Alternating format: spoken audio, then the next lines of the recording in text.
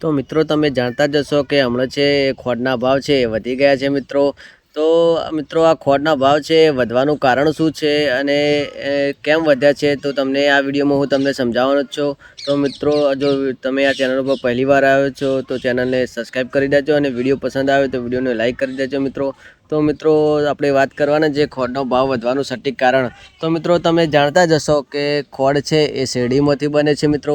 અને તમે હમણાં જાણતા જ હશો કે શેરડી છે આપણે ગુજરાત, કર્ણાટક અને મહારાષ્ટ્રમાં વધારે પાકે છે. આખા દેશમાં શેરડીનો પાક તેથી પૂરો કરવામાં આવે છે મિત્રો. અને અત્યારે તમે જોતા હશો હાલ કે વરસાદ કેટલો પડ્યો છે. બહુ વધારે વરસાદ થવાને કારણે શેરડીનો પાક છે એ નાશ થઈ ગયો છે, મતલબ ખરાબ થઈ ગયો છે મિત્રો. અને શેરડીને એવું નથી કે બીજા પાકની જેમ 5 મહિના કે 6 મહિનાની અંદર તૈયાર થઈ જાય મિત્રો. આમાં એવું હોય છે કે શેરડીના પાકને તૈયાર થતાં મિત્રો 1 થી 1.5 વર્ષ થઈ જાય છે મિત્રો. અને શેરડીનો પાક તૈયાર થાય ને પછી એમાંથી ખોડ બનવામાં આવે છે. તો મિત્રો અત્યારે એવું થયું છે કે વરસાદ વધારે પડવાને કારણે શેરડીનો પાક ખરાબ થઈ ગયો છે. જેથી શેરડીનો પાક ખરાબ થવાને કારણે જે ખોડ બનાવતી મિલો હોય ત્યાં શેરડી ઓછી પાકે છે મિત્રો. જેથી ખોડ બનાવતી મિલો છે એ ખોડ બનાવી શકતી નથી, કારણ કે એમની જોડે શેરડીનો સ્ટોક જ નથી મિત્રો. એટલે ત્યાં પણ ઓછી ખોડ બને છે. અને બીજું એ કારણ છે કે મિત્રો હમણાં જે તહેવાર આવી રહ્યા છે મિત્રો, એના લીધે જે મીઠાઈઓ બને છે એ પણ ખોડમાંથી બનતી હોય છે મિત્રો. એટલે ખોડ અત્યારે છે ઓછી અને ભાવ એની માંગ છે વધી ગઈ છે મિત્રો.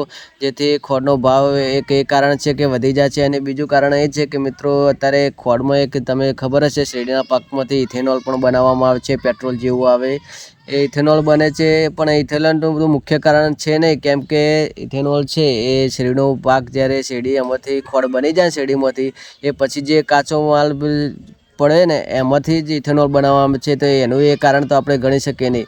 બીજું કે અત્યારે આપણી જોડે જે સ્ટોક છે શેરડી જે મિલો છે ખોડની એ ઓછું ખોડ બનાવે છે. જેથી આપણી જોડે અત્યારે ભારતમાં જે સ્ટોક છે ખોડનો એ પહેલાં ગયા વર્ષે હતો 5 મિલિયન મેટ્રિક ટન હતો, જે અત્યારે 3.5 મિલિયન મેટ્રિક ટન જ ખોડ છે મિત્રો. એટલે અત્યારે કેવું છે કે વસ્તુને ખરીદવાવાળા છે એ વધી ગયા છે અને જે વસ્તુ છે ખોડ એ ઓછી છે અત્યારે એવું છે. એટલે એક તો એ કારણ છે કે એના લીધે પણ ભાવ વધી ગયો છે મિત્રો. અને બીજું એ કે સરકારે તો જે ખોડ ઉપર ટેક્સ હતો એ એકદમ 0 કરી નાખ્યો છે મિત્રો.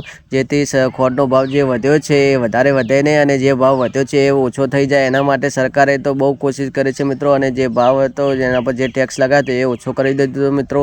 તો મિત્રો આ હતું ખોડના જે ભાવ હતા એ વધવાનું કારણ મિત્રો. તો આશા છે કે તમને આ વિડીયો સારી રીતે સમજાઈ ગયો છે મિત્રો. તો વિડીયોમાં બસ આટલું જ. વિડીયો પસંદ આવે તો વિડીયોને લાઇક અને ચેનલ સબસ્ક્રાઈબ કરી દેજો. મળીએ નવા વિડીયો સાથે.